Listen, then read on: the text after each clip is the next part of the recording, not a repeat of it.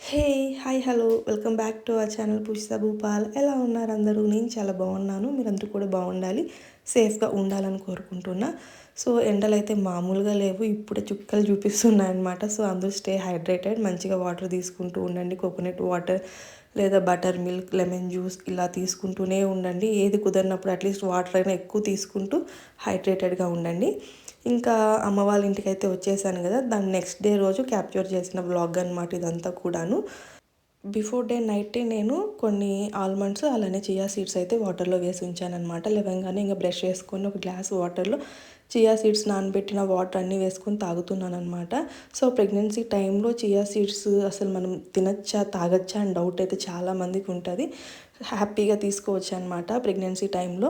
So, ఇందులో మనకి omega 3 fatty acids ఉంటాయి. మంచి కాల్షియం, ఫైబర్ అలానే హైడ్రేషన్‌కి చాలా హెల్ప్ అవుద్దనమాట. సో, ప్రెగ్నెన్సీ వాళ్ళు హ్యాపీగా తీసుకోవచ్చు. ఈ సమ్మర్‌లో ఇంకా మంచిదే అని చెప్తాను.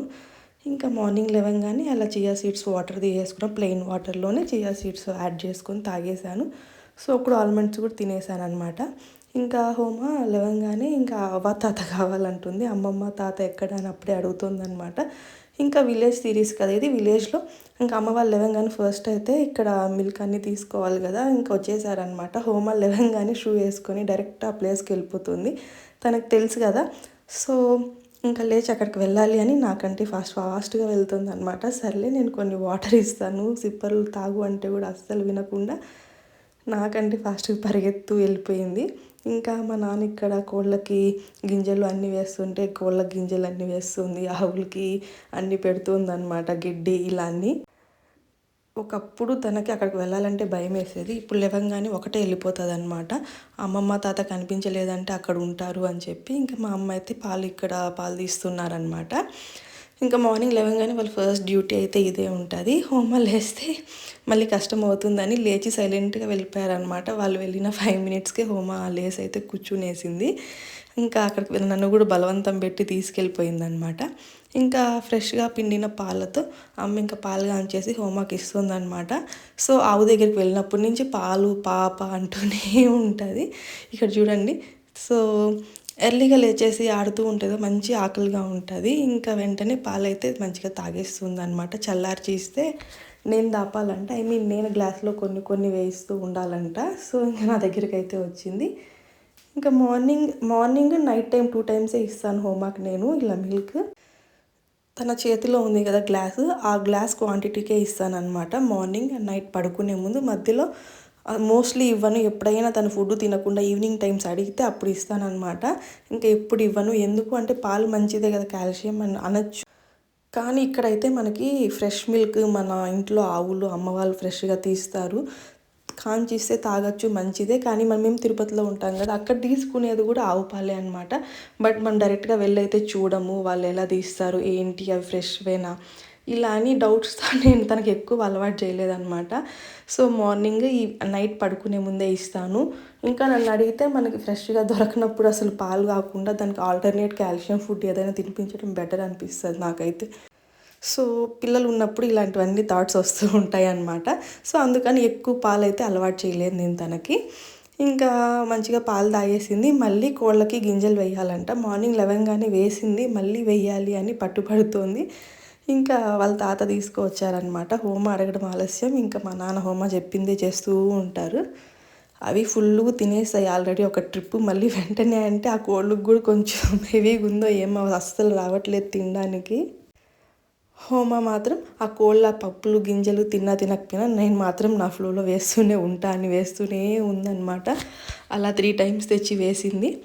ఇంకా చాలు అని అరుస్తుంటే కూడా వినట్లేదనమాట. సరే ఏదో ఒక డైవర్ట్ చేసి అయితే మా నాన్న ఇంట్లోకి తీసుకెళ్ళిపోయారు. ఇంక అమ్మ ఇవాళ బ్రేక్‌ఫాస్ట్‌కి ఇడ్లీ సాంబార్ చేస్తానంటే, ఇంకా మునక్కాయలు తెంపుకురమ్మంటే వచ్చాననమాట. ఫ్రెష్‌గా మన చెట్లోటివే మంచిగా తెంపుకొని మేము వచ్చిన రోజు కూడా సాంబారే. కానీ ఈరోజు నేను మామిడికాయతో ఇలా మునక్కాయ సాంబార్ పెట్టమన్నాననమాట. ఇంకా మన ఇంటి వెనకాలే మామిడి తోట ఉంది. అక్కడ ఒక మామిడికాయ అండ్ మునక్కాయలు తీసుకొని వెళ్తే మంచిగా బ్రేక్‌ఫాస్ట్ అయితే చేసి పెట్టారమ్మ. బిఫోర్ బ్రేక్‌ఫాస్ట్ అయితే ఇలా అంబలి తాగాననమాట. ఇది రాగితో చేస్తారు. నైటే మనం సంగటి చేసేసి వాటర్‌లో పెట్టి మార్నింగ్ కొంచెం మజ్జిగ పెరుగు సాల్ట్ వేసుకుంటే చాలా టేస్టీగా ఉంటుంది అండ్ హెల్దీ కూడా అనమాట. మనకి ఫెర్మెంటెడ్ రైస్ అట్లా అంబలి ఇది రాగితో చాలా టేస్టీగా ఉంటుంది, చాలా హెల్దీ కూడా. అదొక గ్లాస్ తాగితే అస్సలు మనకి బ్రేక్ఫాస్ట్ తినాలన్న ఫీలింగ్ కూడా ఉండదు, అంత హెవీగా ఉంటుంది అనమాట.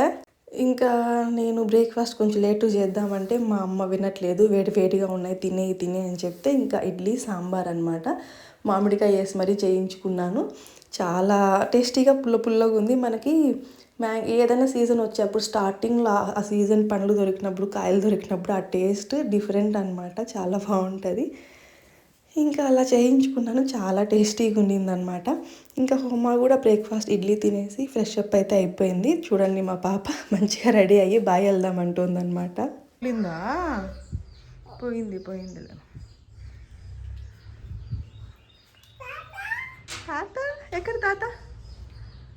అక్కడ తాత కాదు నాన్న, ఎవరో.